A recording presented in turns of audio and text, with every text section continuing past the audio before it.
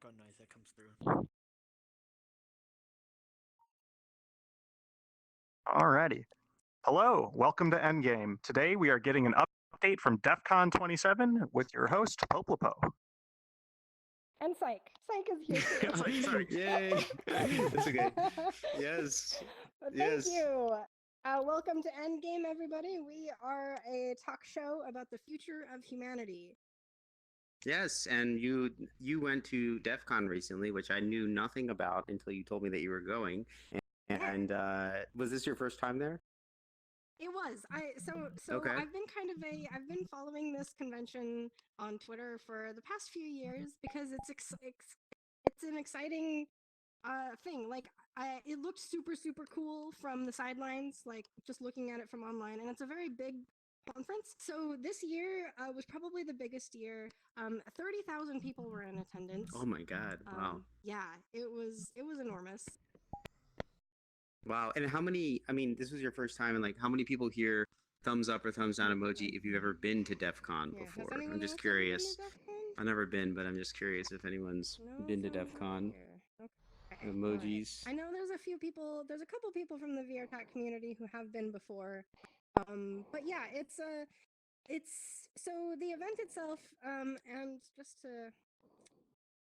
to introduce it a little bit. So DEF CON is a hacker conference, but it's also kind of lots of things. So a note about definitions, like when we talk about hacking, there's a lot of there's argument about what the term hacker means. The broadest definition is someone who adapts technology in a way that it wasn't intended to be used, or was not, was not in the instruction manual. But it also means stuff that's security related, like someone hacks into a database. That means they get unauthorized access to that database. And DEF CON basically is a conference for every type of hacker you could possibly imagine. So these are some photos here these are from previous DEF CONs actually.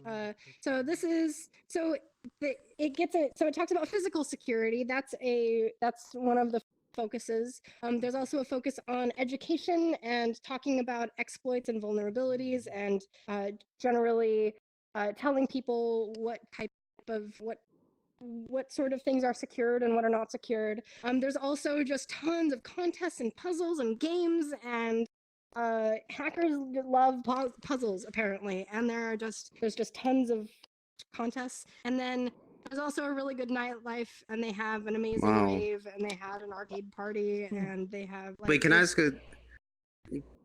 a question just broadly about this, because I have no idea. Like, if this is a conference of hackers, then two things. One, how would you feel comfortable even bringing your phone to this conference? And two is, why would a bunch of hackers like get together? And are they like, I know that there's like intelligence agencies that send people or something like that it's like good white hat hackers and black hat, but like if you're a black hat hacker, then why would you go and basically display to the world that you're basically a hacker?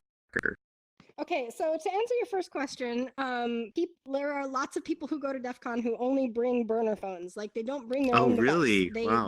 Okay. They will bring a temporary device that they get rid of later.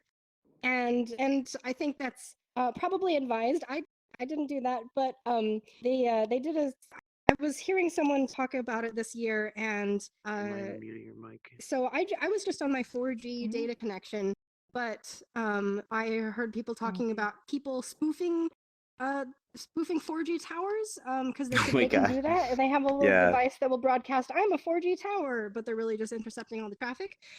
So that's why a VPN is highly recommended. And anyway, the number of 4G towers in the Las Vegas area, I don't know what number, but it went up by some multiple of 10 or something. Like, there were a lot more. Yeah, right. yeah, exactly.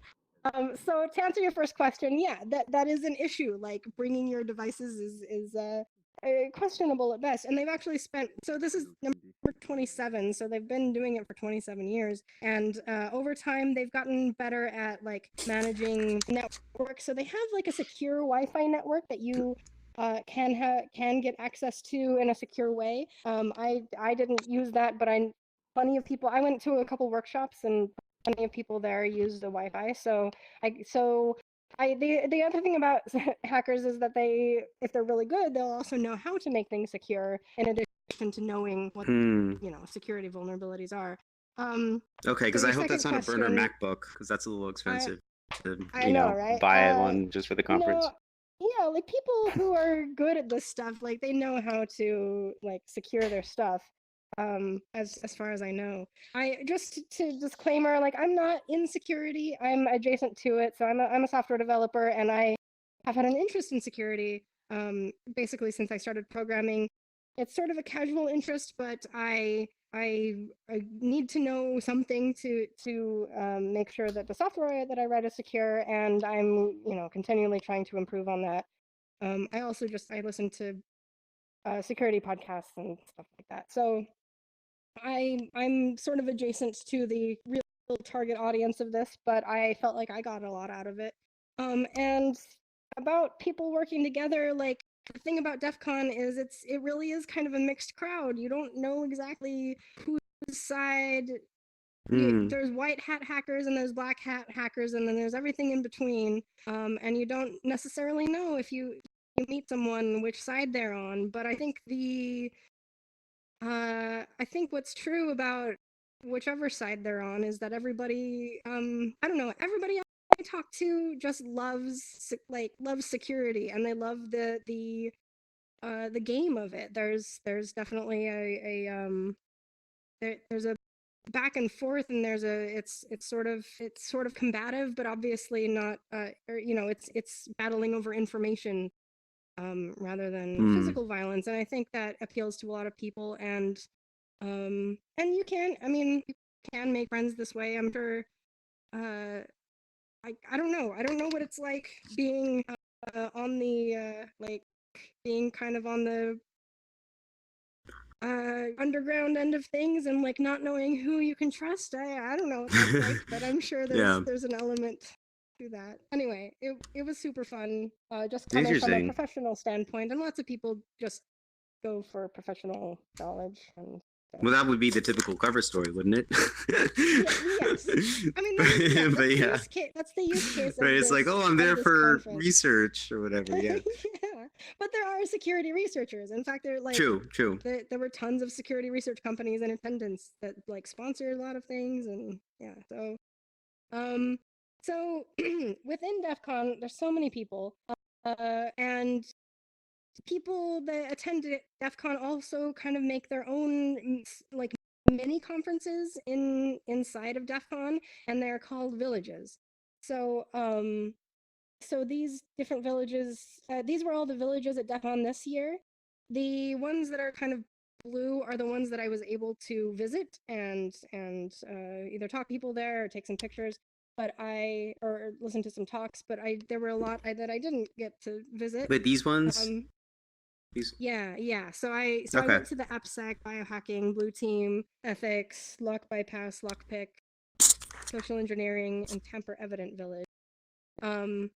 And the thing about that is that like all these villages all have talks and workshops and events like all going on at the same time. So in addition to the main DEF CON events, you've also got events from all these different villages, and they're all happening at the same time. So you really have to pick and choose what you're going to focus on. Yeah. Which is part of what makes it such an individualized experience. Like whatever you want to get from DEF CON, you'll get at DEF CON. Electro, did you have a quick question? I just saw your. Yeah, sorry to interrupt, but I can't see the screen. Is there a way to like reload it or something? Oh no. Oh no. Thank you very much. No, it worked. It's fixed. I can see it now. That fixed it. Oh, nice. Yay. Okay. Right. Thanks for letting us know. This is biohacking. When in doubt, reinstall Windows. Yes. Okay. So that's your next step. So these are the villages. Okay. Yeah. Cool. Yeah. And that was great. So whatever you're enthusiastic about, there's probably a set of people who are also enthusiastic about it. And did you belong to a village? Sorry, I didn't catch that. Did you say you belong to a specific one? Not primary really, one, or no. I was intending to focus on the AppSec village, but I kind of got swept off in everything else. I went to one talk at that village and not much else. really, really, really fell in love with two villages. The social engineering village was amazing, and the biohacking village was amazing. They were really cool experiences. So we can get into that a little bit later too. Okay. Okay. Oh, and in addition to the villages, there's some other events that happen. So Sky Talks are very confidential events. So basically, anyone can go to a Sky Talk, but they often talk about vulnerabilities or exploits or something that are very sensitive, and they don't want the internet to know about it. Basically, so you can't take your phone in, you can't take any video, you can't have any Did they audio. search you So or what? Other metal detectors or what? I think so. I didn't go to any Wow. of those, but they definitely they have it all locked down. You basically That's pretty can't cool. bring anything in. Capture the Flag is the kind of the main type of contest that you see at DEF CON. And in this case, a flag generally means like a little piece of information that is maybe stored in a database somewhere or in a network config somewhere or somewhere that you're not supposed to be able to get into, but the contest is to hack into whatever it is. So that's And why the there's so many tricky thing- towers. Everyone's trying to, yeah. There are just dozens and dozens of CTF contests at DEF CON, and there are like big ones and small ones, and the big ones have big prizes, and you know it's a Wait, so just to understand Capture the Flag, like are people basically like anyone there is game and basically they're trying to hack into everybody around them or something like that? no Or no no how does that it's work these exactly? are specific like environments or systems constructed to be this puzzle basically. So in the really like Oh, okay. difficult CTFs, like someone will build like a really secure system and they'll hide flags, you know, throughout their system, but it's like you can't get in and find those flags unless you're really, really good. So that's Okay. yeah. Oh, so they tell them like this is the IP address, go explore Yeah, this server or exactly. whatever. You, Okay, yeah, okay, cool. we'll sometimes have to log into a Not a like this wireless is network. okay, not like an oh, there's on incident. someone's phone. Okay, yeah. I heard Tesla did an event where if you hack their car, you get the car. They did that, yes. Yeah, well, basically, it's sort of like that. If you got the most points, you got to either walk away with the car or with the value of the car by the end of the. I should have included a picture of the Tesla. By the end of the event, it was covered with stickers. It had a dent in it. Like it, you know, it was kind of messed up. But someone won the car or the value of the car. I'm not sure. I didn't get over to that village to see that all happening. So I didn't get the inside That's pretty scoop on cool. that part.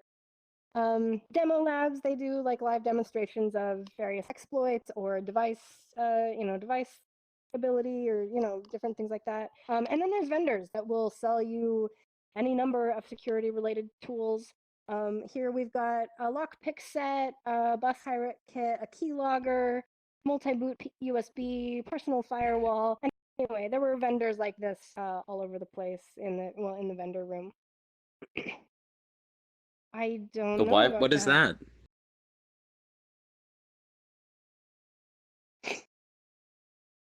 Oh.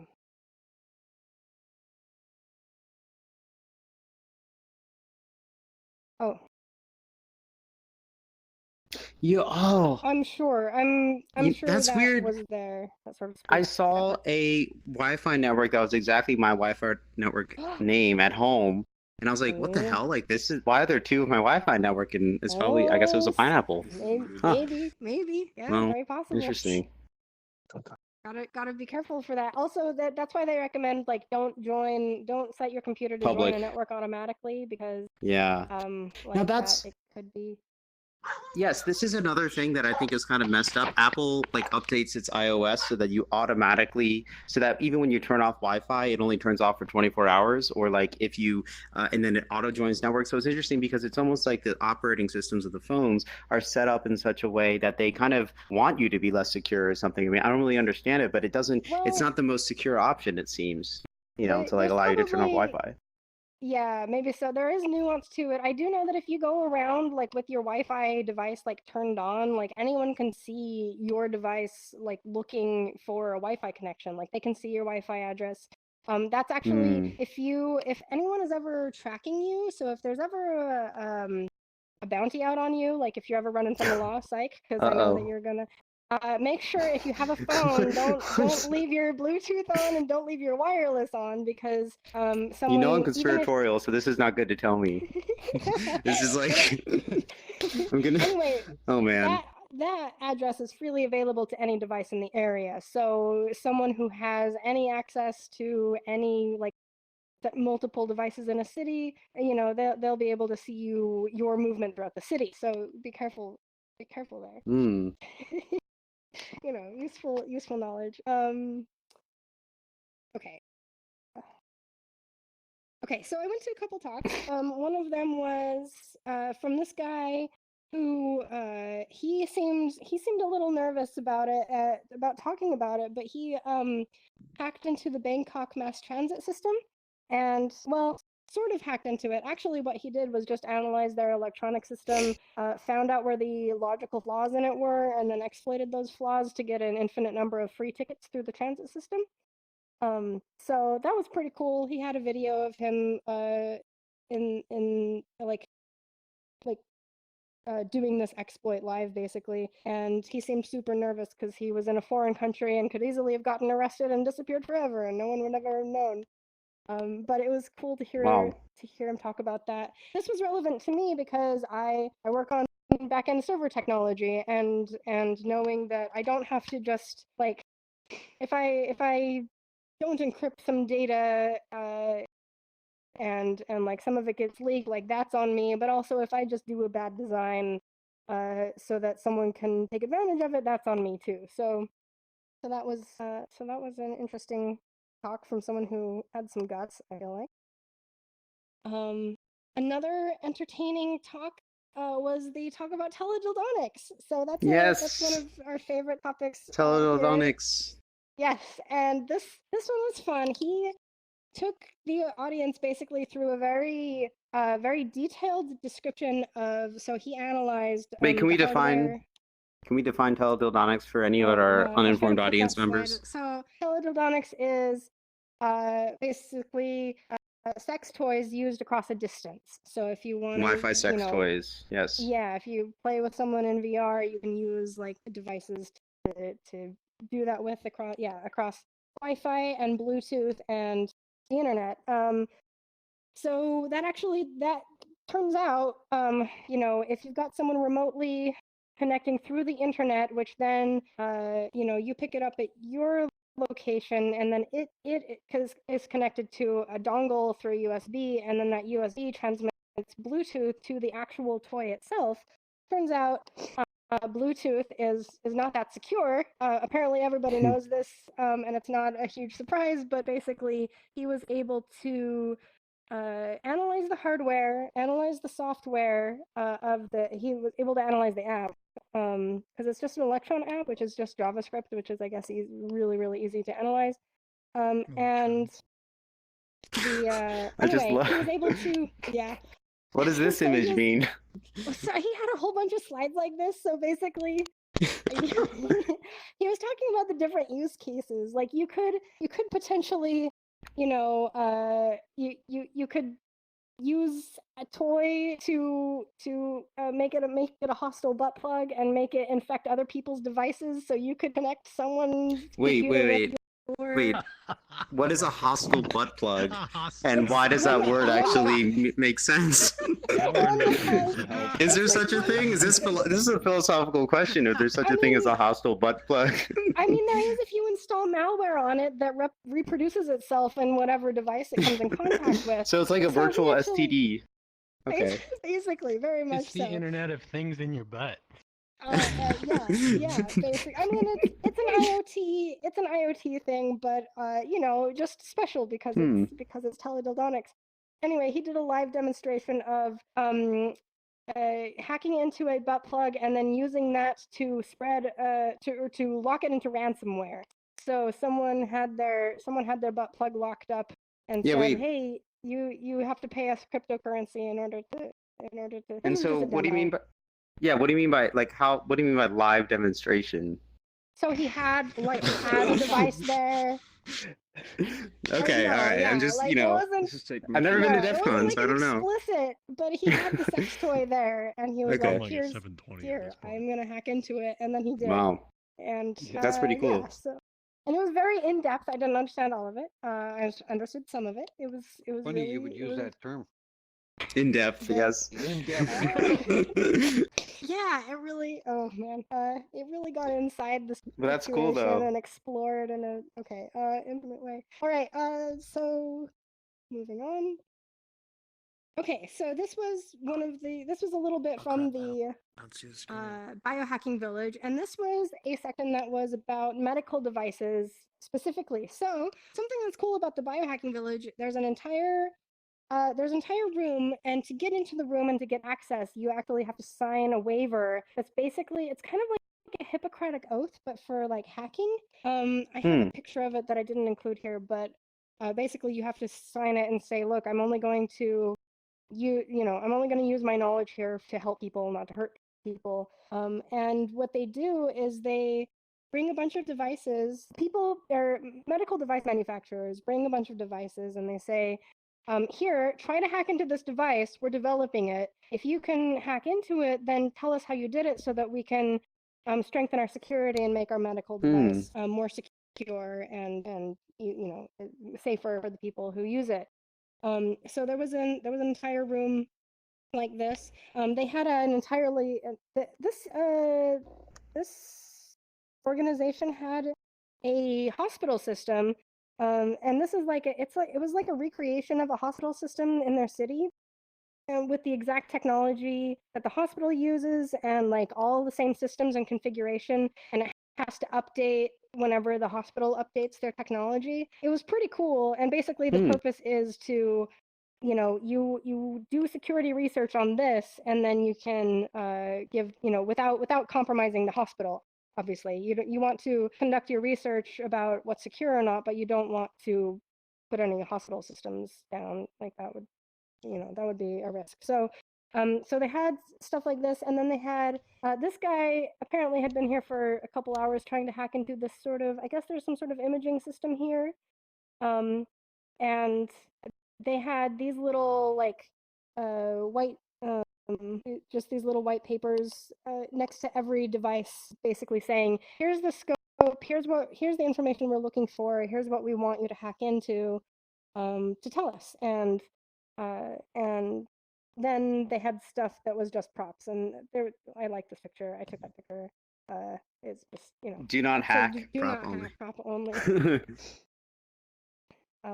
Anyway, so that was cool, and I also went to another talk at the Ethics Village from a employee at the FDA that was talking about security on medical devices, and they just started their medical device security contingent in 2013. And so they've been, I guess, updating it since then, and they like have gathered a knowledge base and everything like that, but still pretty relatively recent, like first, endeavor, I think, to get, and the government moves kind of slow.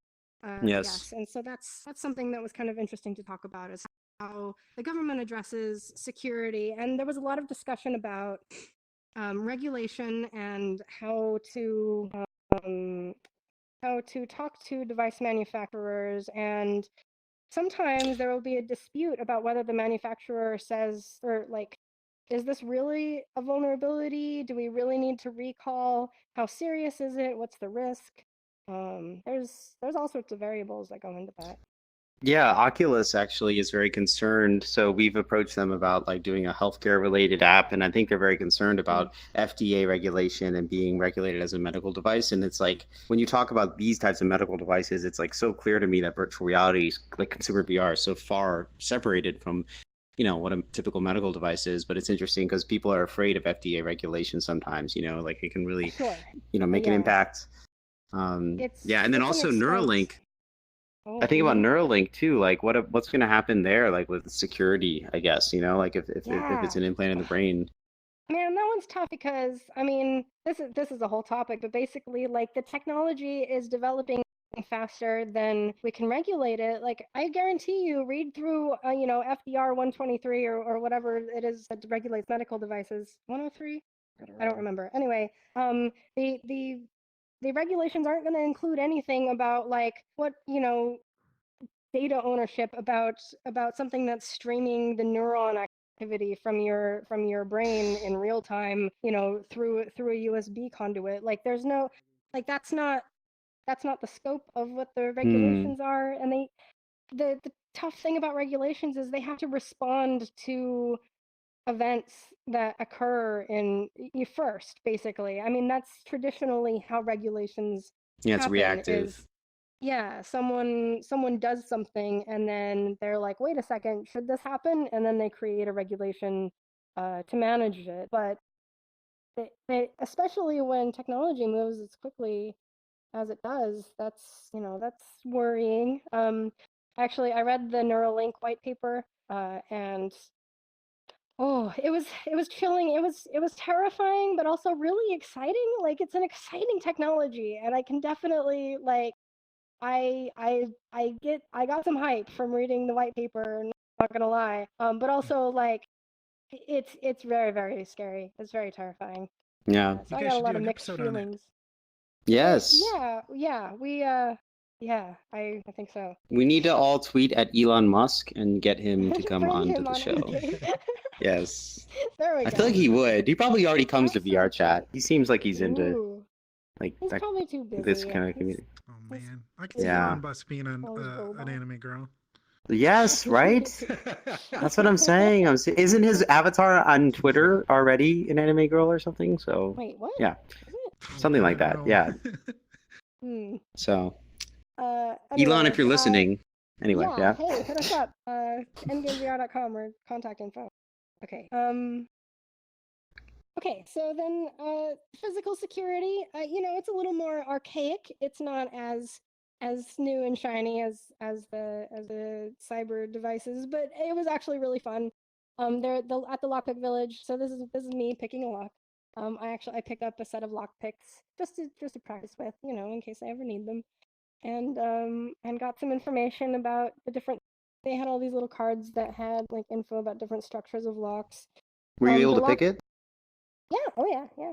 Oh, cool. I mean, All right. not the hardest ones, but this was a practice lock, and Yeah. I think this one had 3 pins. I think I got up to 4 pins. And then if they get pins that are like the spool style, it gets a lot harder to pick, and so I wasn't as good at that, but I got one of those. Anyway, there's definitely some finesse involved in lock picking. You gotta learn to see the inside of the lock, but with just feeling it with the tools, it's pretty tricky. Then there was near here was also a bomb defusal contest. So I had this Oh my like God. fake bomb. I guess I didn't put the picture up. I don't know why, but they had this fake bomb that people had would come and try to defuse the bomb in the amount of time that was specified. And when I visited, there were like 400, 500 people that had tried it and weren't able to do it. I don't know if anybody was able to do it, but that was one of the contests that you could try to win. They also had this lock bypass village where forget picking locks, we're gonna get around the locks, and so they had like here you could practice opening a car door without a key, and then there were lots of different things set up around the room, and just to kind of talk about the theory behind this. So security research is important. There's a lot of information here about breaking into things, but basically the red team efforts were probably the most popular, and the red team. So if you're in security, the red team is on offense and the blue team is on defense, and the red team is the one that has to know all this stuff, whether you're doing physical or network security. Like you have to know how to break into things, and the purpose is to secure, like the overall purpose is to secure whatever it is you're breaking into.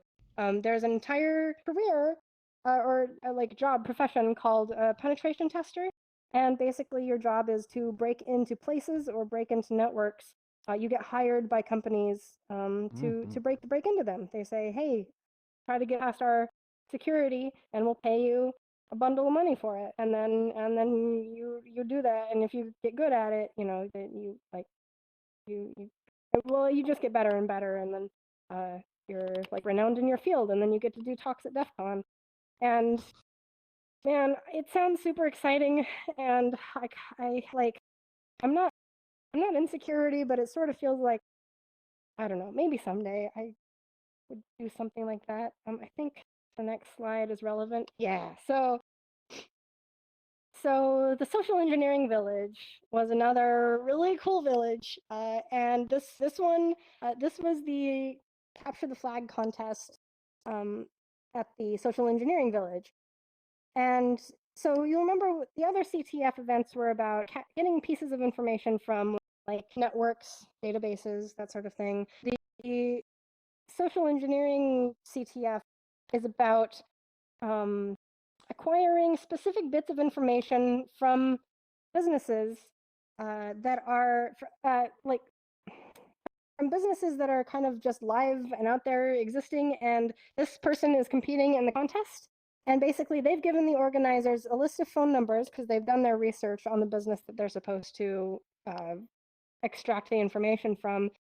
They say, here's the phone numbers. I want you to call them. They're in the soundproof booth.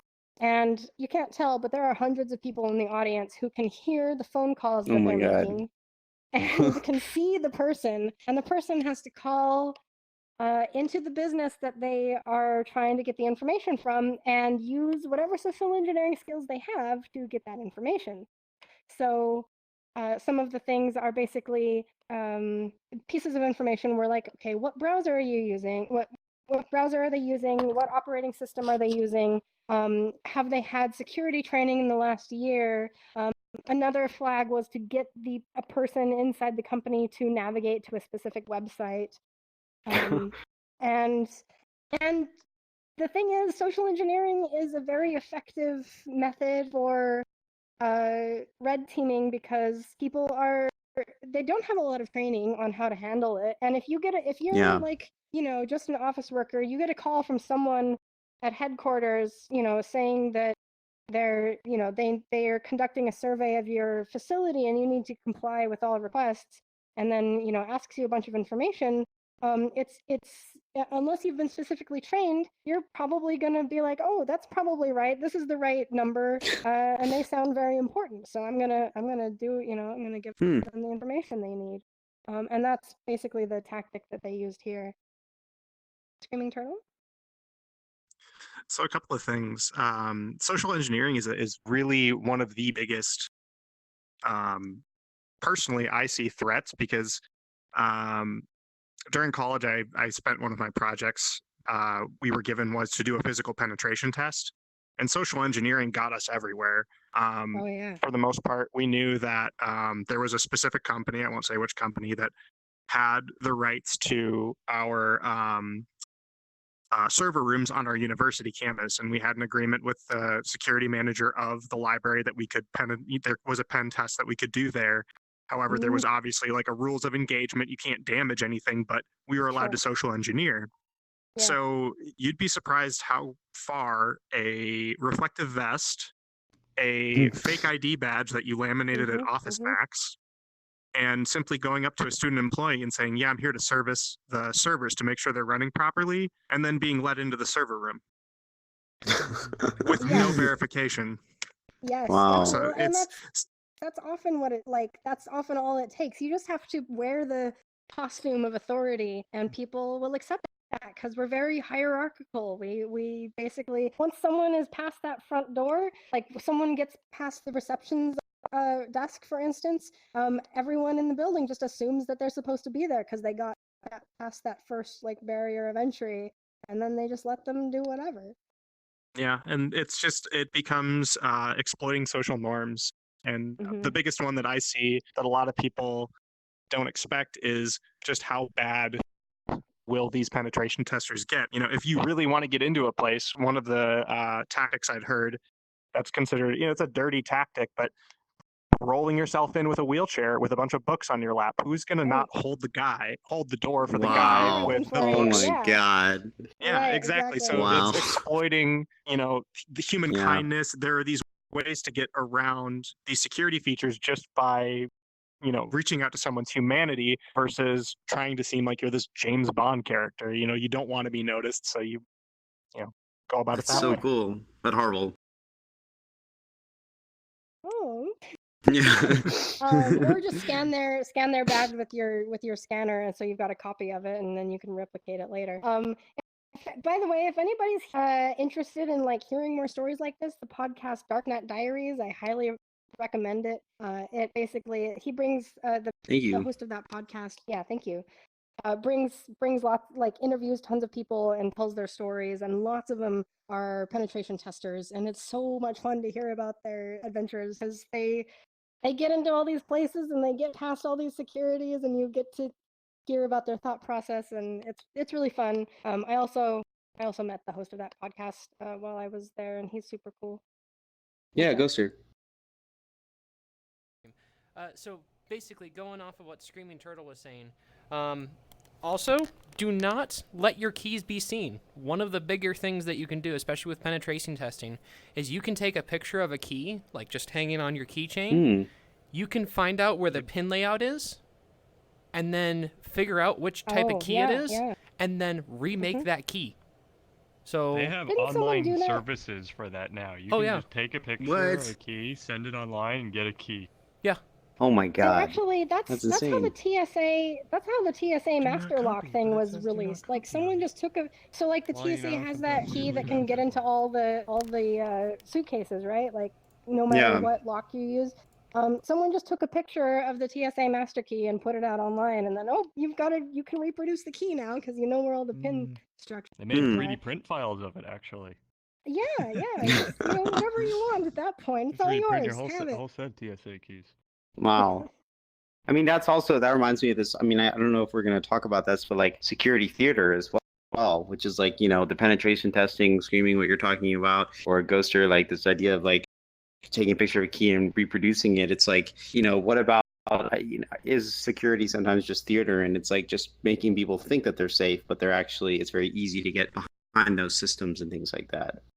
You'd probably enjoy that podcast because, like, well, I don't know. It might. I don't know how nervous it would make you, but it's good. It's good information about like what the weaknesses are and kind of the human social norms that will allow others to possibly manipulate or take advantage or whatever. But this village is all about both teaching those skills and defending against those skills. And in the end, like, they always so the businesses that they try to that they're trying to extract information here, they always direct them to resources for securing them and for teaching social engineering, like security and things like that. So and they also have rules of engagement here too. You can't operate under any false pretenses that would cause harm to someone or do any sort of damage, because the intent is to have a contest for fun, but also to educate. So they play by those rules. Yes. So security nowadays is actually so good that social engineering is generally the only form that is viable to get in, with encryption keys becoming so complex and so big that, and electronic locks, having to require the internet to connect to get the right password back to, multiple levels of encryption, all that stuff. Yeah. Literally, social engineering is about the only way to get in to any place. It's definitely the easiest form of entry. That's for sure. There was a podcast about that called Insider Threat that was about basically the people side of security and how people use people to get into systems rather than hacking in. I think there's even an XKCD comic about it. I should have put that up here too. I missed all these pictures. I'll post them later. Anyway, so this was really good. This was a lot of fun watching this happen in real time as they call into these businesses. And the businesses did not agree to this. They're not playing. They're just existing. Like, it was the most intense. Like, it was better than any spectator sport. It was the most fun. Wow. It was the most fun thing to watch ever. It was so good. Okay, so this was back in the biohacking village. And there was a small group of individuals. I think there were 3 guys that created this device called the peg leg.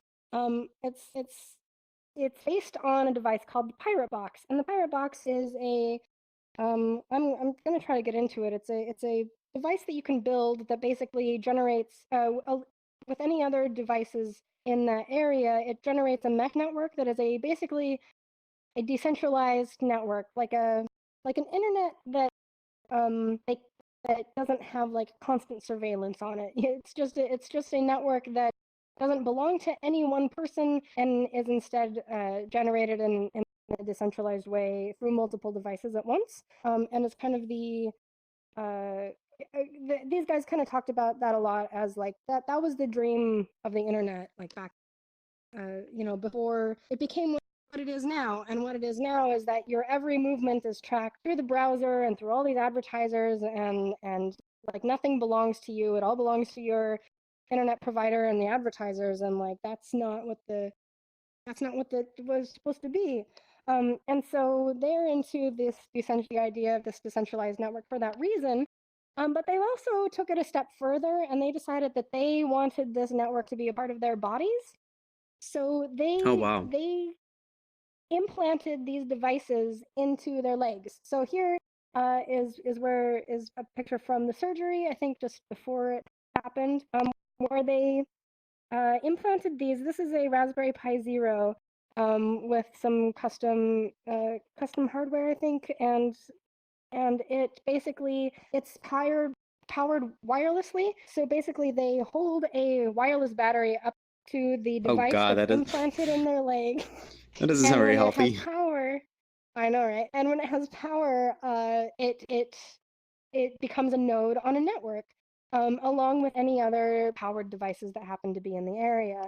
So basically, these people. So this talk was about making a decentralized internet using implanted devices.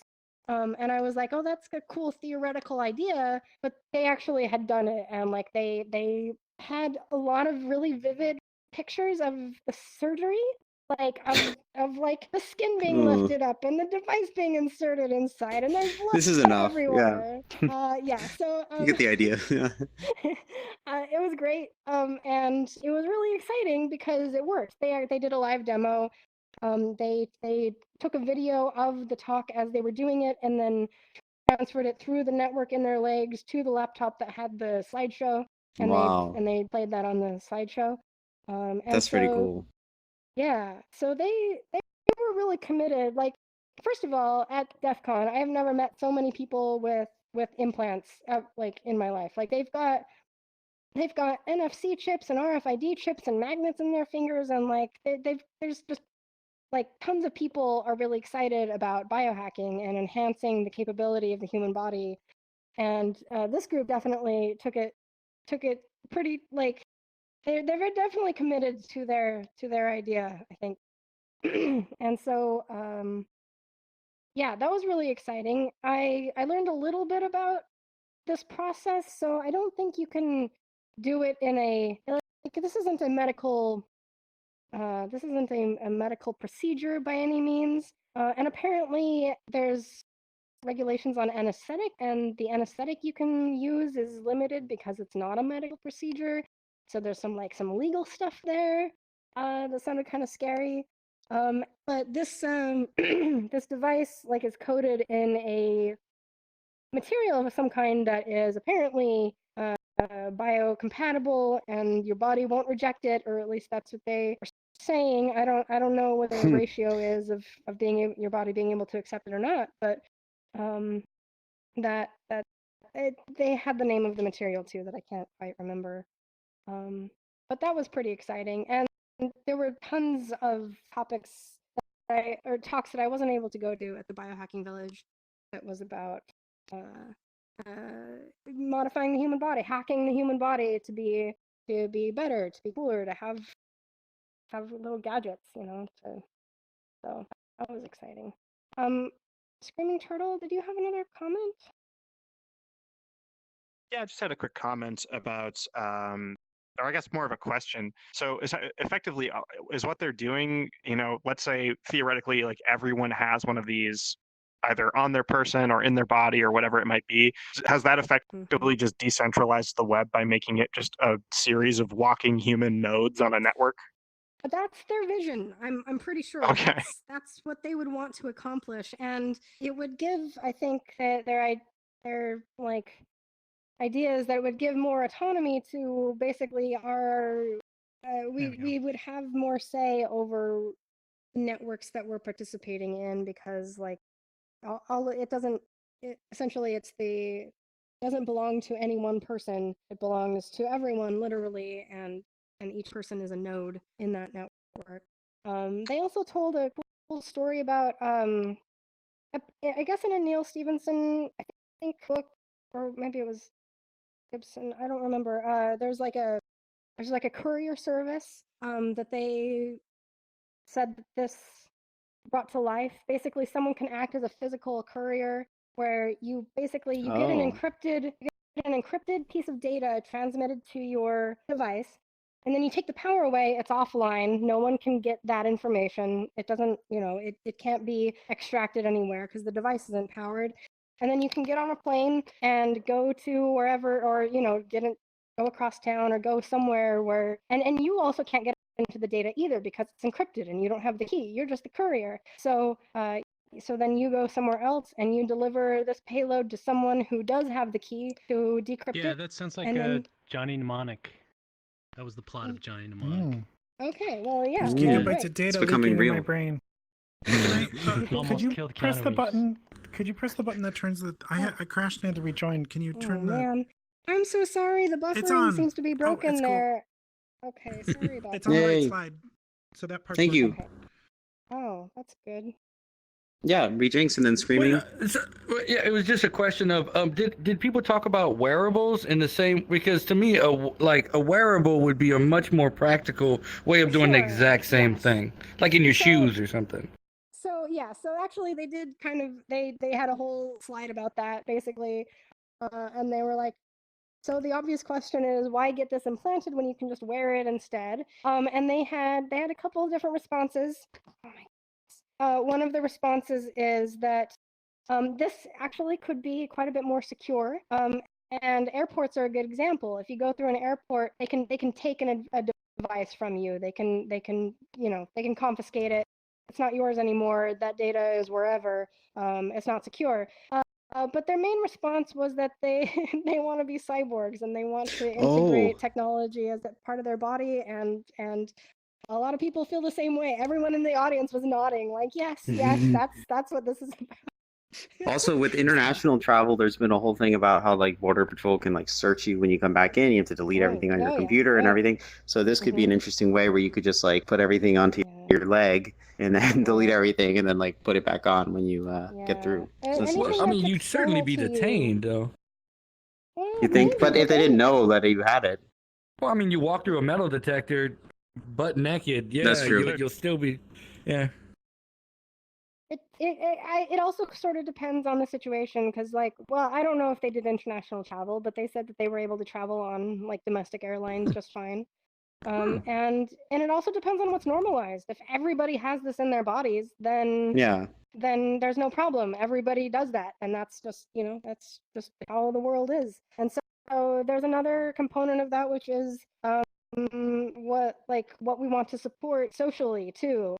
Which is a really interesting question of like, how do we, what do we want to support with our habits? And but the question gets complicated too, because it's also like what benefits us versus what is not beneficial to us. But anyway, and we don't have control as well over what's adapted, or adopted. Sorry, yeah.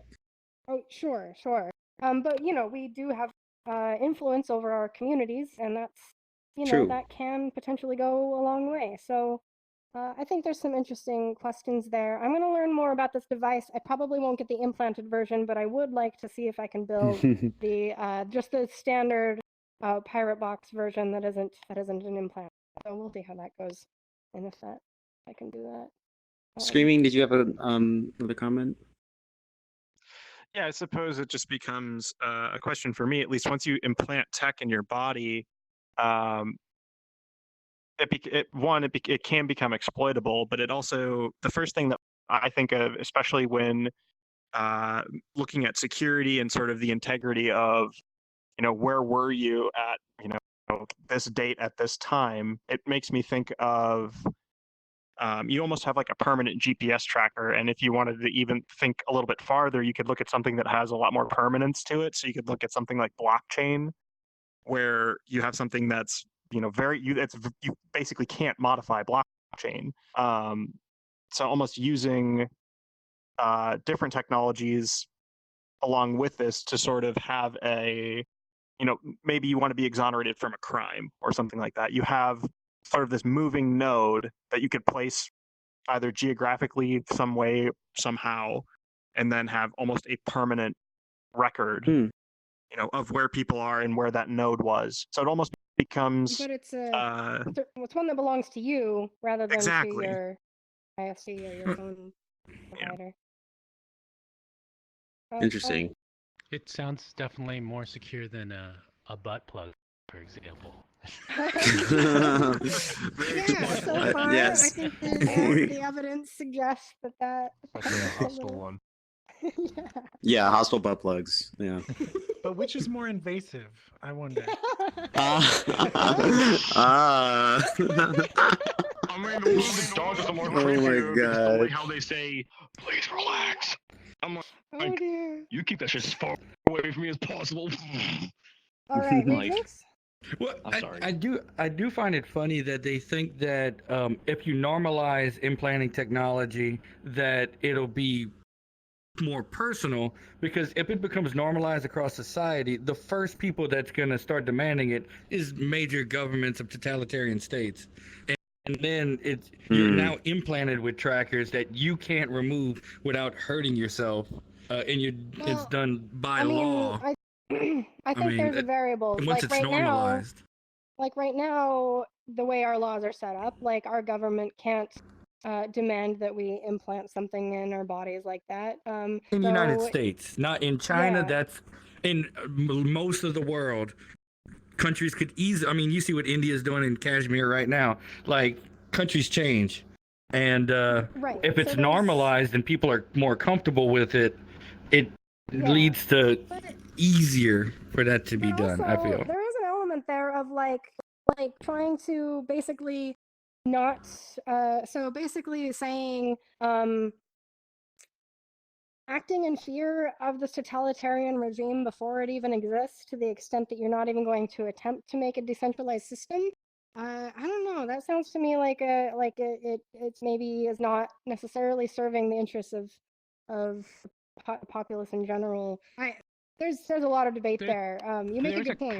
There's a counter side to this, which is if this becomes regular, like everyone has this implanted device, there's not only going to be the room where you get your butt plug removed by the TSA, there's going to be the room where you get surgery performed because they don't trust you, right? So I totally expect that to happen.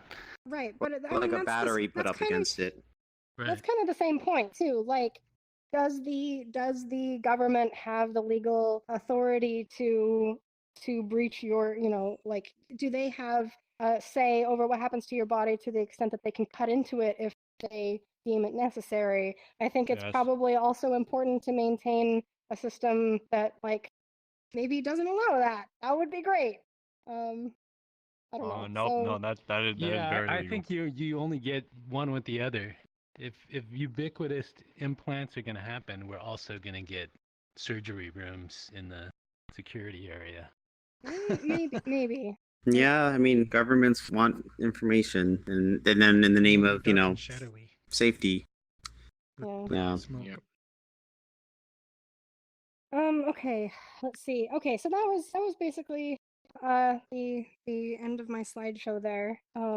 Cool. So Well, this sounds DEF CON sounds pretty amazing. I mean, I knew nothing about it, and it's pretty awesome what you just shared. I mean, it sounds fascinating, and yeah, it sounds like a really. It was super cool. It was cool the most. conference. It was the most cyberpunk environment I've ever been in, and I spend most of my life in VR. Like your most, my Yeah. social time in VR. Like it was so cool, and I met like just so many people that were just badass hackers, and I don't know, it was really great. The parties were great too. Everything was amazing, and they were all very friendly. It was a very friendly atmosphere. I was really surprised the first day I was there, because like anybody is just willing to talk to anybody, and they're all smiles, and they'll like chat with you about anything. Like it was a very Did you do any virus scans on your laptop and your phone after you yeah, yeah, and I changed a couple passwords afterward just to be sure. No, I don't know. I think my devices were okay. There's definitely controversy about, or there's debate about how like how much of a risk it is to bring your devices.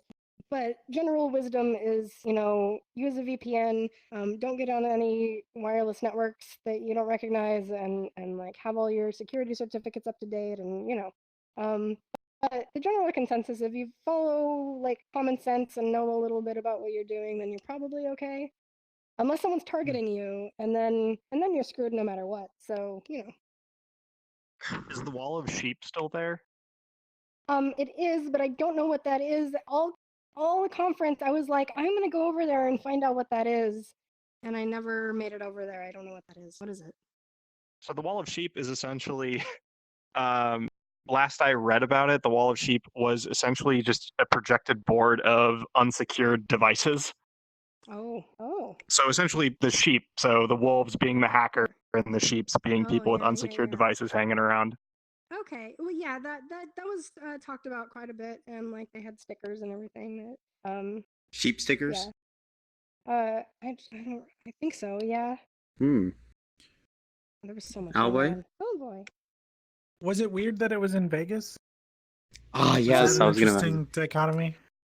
Man, I have really mixed feelings about it. On one hand, Vegas is such a spectacle, and DEF CON is such a spectacle that they sort of went together really well. On the other hand, there were so many normies around. Like, I was so tired of like running into people that were just in Vegas to gamble or whatever. Oh yeah. I'm like, get out of Yeah, here! Having it's a hacker illusion. convention. Yeah, I think, yeah, Owlboy, I think that's a great point, because like I was really thinking that looking at this picture, like Vegas is all illusions and all that kind of stuff, and then hacking is kind of like, and I think security is kind of an illusion. Like the more you learn about hacking, the more you learn about how the less security you realize that you actually have, and so it's like kind of the same. I don't know.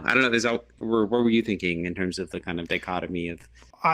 I've been to Vegas once, and it was to go to CES, and I remember it being really weird going there, and also being in Vegas, and I don't know. So I was just curious, like Vegas is its own destination of craziness and excess, and this sounds like it was really interesting and crazy too. I thought it was fine. I'm gonna go back again, and it'll be great. Next time, and it was spread out over 4 hotels, 4 convention centers as well. So that I also had to I just had to run into and interact with a lot of people that weren't part of the convention, and that was really the main thing I did. I was actually at Vegas once when DEF CON was going on, and I guess I was one of the normies, because I was just there to swim. You were. I bet they wanted to be in Vegas because they didn't have to get free money as well. I don't know. I'm some people do gambling. I'm sure some people target the casinos. DEF CON tries to discourage that, but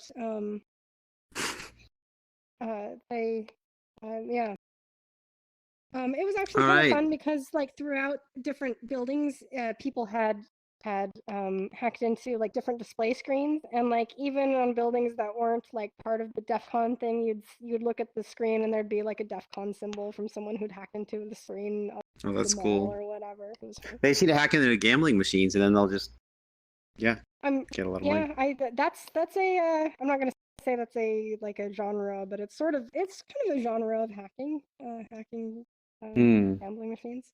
Voltage, and then Turtle, and then I think we're out of time. How crowded was like in Las Vegas? Like how much of like a big tsunami of people was it like? Was it like, just Well, huge, like. The biggest, I have a video of this that I also should have shown. The biggest tsunami of people was when the main DEF CON events got out, and each of them has several hundred people in them, and everyone goes off into the same hallway. Like, the hackers were definitely, like, the most, like, the bulk of the people there. But, like, out on the strip, like, whenever I had to cross the street, there were a lot of people, but it wasn't, like, overwhelming. But the convention itself, with 30,000 people in the hallways, it was a lot of people. So the convention had a lot more density of people. So basically what you're saying is, like, when you get into the, like what you're in, like, in the parking lot, like, on your way inside the building, it was kind of like a average stamina, no problem. When you just open the doors, it's like just, what the fuck? Yeah, Like that. depending on what's going on. Yeah, like, I mean, it wasn't like that all the time, but whenever it was the transition between big events, yeah, there were always a lot of people. And I'm sure that's going to be a challenge for DEF CON as the years pass, because there's just going to be more and more and more people wanting to go to it. So I don't know how they'll handle it. But they've had 27 years to get good at it, so, you know, they'll figure it out. Yeah, Las Vegas is basically like the big overlord for the normie invasion, so I kind of feel sorry for you. Yeah. All right, Screaming Turtle, to close us out. Okay, I feel like I've been talking everybody's ear off tonight, but I'm No, just it's okay. real hyped. It's been So interesting. biohacking, just as a concept, I think you can look at it as having external influence and then internal influence as well. As somebody who competes in ultra endurance events, ultra endurance is mostly psychological. There's a case of Diane Van Daren, who had seizures and eventually had a lobectomy, I believe, which caused her memory to be affected in the way that she processes time, which affected her psychological state. So she's now able to compete in endurance events where she's, running distances of 300 plus miles in, a number of days. And essentially she's not realizing that she's come so far that she should be tired.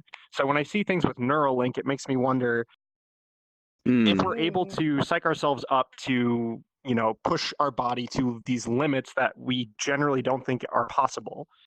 Will Neuralink help us unlock more of our own human potential via biohacking and sort of treating your own body as the computer?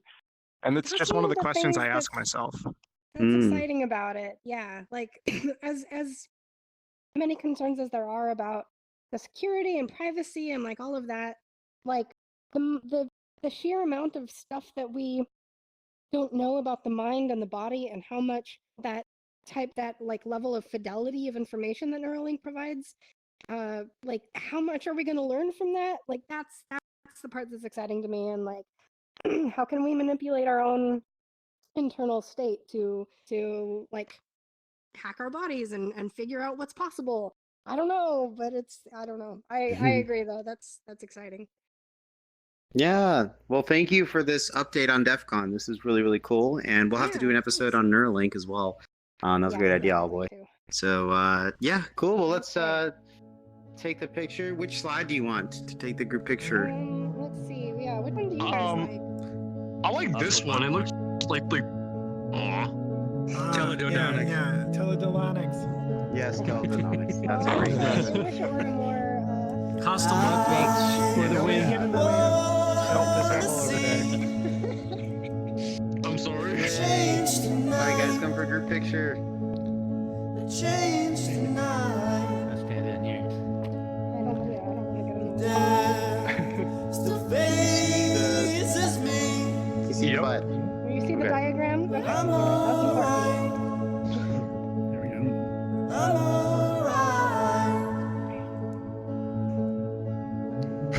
Okay.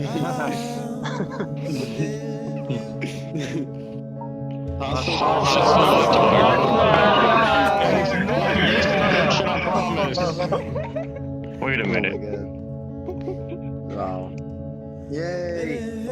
Yay. Thanks, guys. That was great. Yeah, that was really Yeah, good. thanks for coming. Yeah. That was Thanks, guys. Thank you. That's seriously some of the most fun I've had. By the way, I'm in a while. sorry if I was late. I was just going from like a little dinner table, so I apologize for the late appearance. It's all good. It's all good. That happens. Yeah, I mean security. It sounds it sounds like you have a lot to offer. Eventually, we may come. Yeah. Good to see everyone. Pinky. Hey, man. Good to see you, man.